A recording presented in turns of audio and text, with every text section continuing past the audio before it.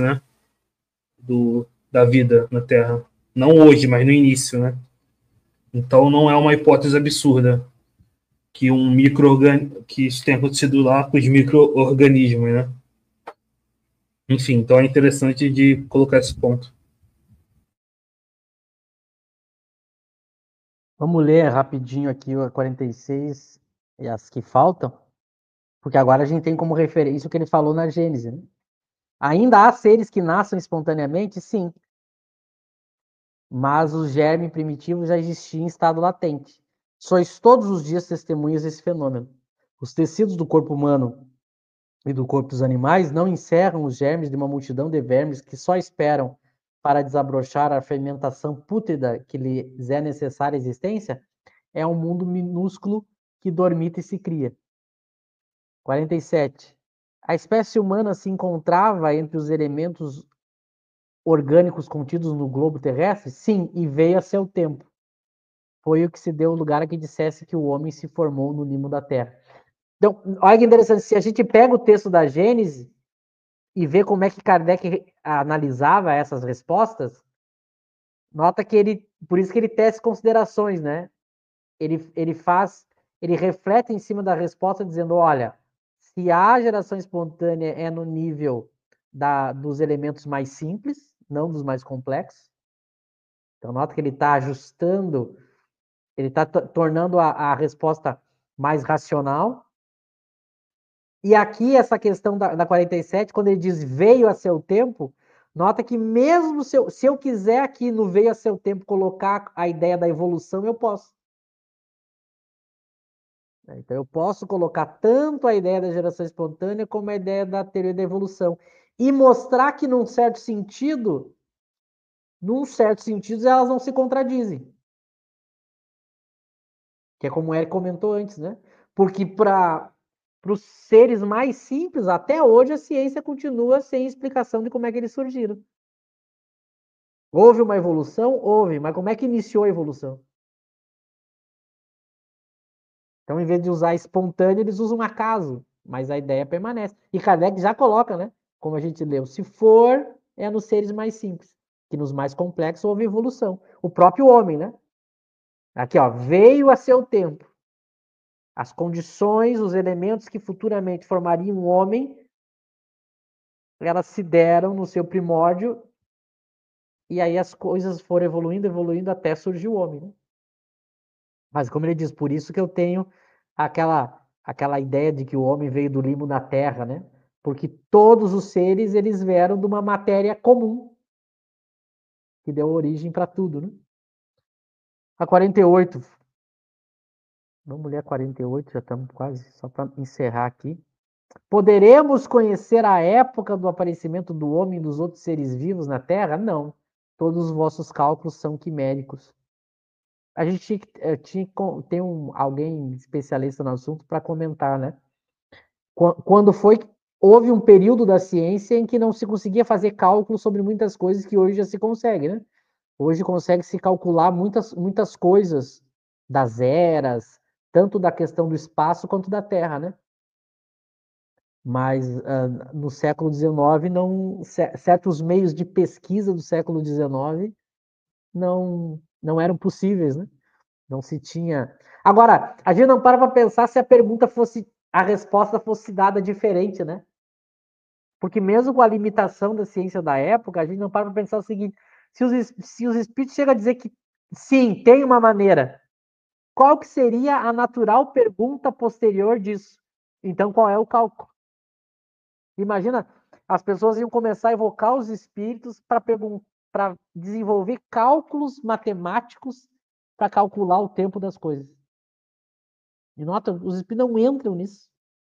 E todas as vezes que o espírito tenta entrar, ele cai em sistema. Percebe? Ele sempre cai numa opinião pessoal, ele não consegue comprovar. Por isso que Kardec vai dizer, olha, todas as vezes que eu entrei nessas questões com os espíritos, só se criou sistemas. Logo, qual é a conclusão final de Kardec? Essas questões não são para o espiritismo. Ele vai deixar claro isso em vários textos. Então, essas questões não são para o espiritismo. Se eu não consigo sair dos sistemas, o espiritismo não entra no assunto. Porque não é papel do espiritismo discutir sistemas. Ele pega só aquilo que é... Por isso que ele diz que ele vai tratar do que é exclusivamente moral, né? Porque ele pega aquilo que dá para ser resolvido. Aquilo que não dá, ele deixa. E com isso ele conseguiu avançar muito a teoria espírita, né? Por que depois de Kardec não se conseguiu avançar mais? Porque muitos teóricos hoje, que sabem menos que Kardec, eles querem resolver certas questões que Kardec já falou que não podem ser resolvidas. E o cara quer resolver. Daí o que acontece? O cara fica criando sistema. Só que Kardec ele não queria ficar discutindo sistema. Então, quando entrava algum ponto que não podia ser resolvido, ele parava. Aqui é sistema, aqui é opinião pessoal. Daqui em diante é uma fronteira, né? É o limite da ciência espírita. Ele foi muito sábio em saber para que lado ele ia e ele ia enxergando os limites, né? Que a gente não tem que raciocinar que no início, antes de Kardec, como é que eu ia saber aquilo que eu podia ou não podia perguntar para os espíritos? Se não fosse Kardec. Imagina, se não fosse Kardec, eu poderia ficar tentando evoluir a biologia e eu ia ter livros e livros. Vocês acham que não ia ter? Eu ia ter livros e livros dos espíritos, através de médiuns, tentando desenvolver a biologia. Porque os espírito sistemático é o que mais tem. Só que Kardec já percebeu que não sai do lugar. Eu crio contradições e sistemas e não resolvo a questão. Então ele deixa claro, olha, não vá adiante com essas questões. O que a gente fez depois de Kardec? Submeteu os espíritos a essas questões que não são, que Kardec já disse que não dava. O que aconteceu? Os André Luiz da vida. André Luiz, quantos livros tem o André Luiz? 7, né? 7 livros. Diz alguma coisa? Não diz nada. Não diz nada. Por quê? Porque tudo aquilo que ele fala é sistema, é opinião pessoal, é contradição. Mas Kardec já tinha dito, não submeta os espíritos a essas questões. Aí o André Luiz vem com Evolução em Dois Mundos e tenta formar toda uma teoria. Mas Kardec disse, olha, é sistema, não é espiritismo. E a gente tomou por verdade e por evolução da teoria de Kardec. Por que a gente acha que é evolução? Porque deu uma resposta, né? Só que dar a resposta, bom, qualquer um pode dar uma resposta, né? O problema é a consistência da resposta. Então é muito importante. Cada dia que passa eu tenho visto a importância de ficar batendo nessa tecla. Eu estou há meses nisso. Porque é a questão que o movimento espírita não entendeu as limitações da ciência espírita. E não entendeu que essas limitações são sábias. Não é que Kardec tem que ser evoluído. Ele foi sábio por colocar como limitação.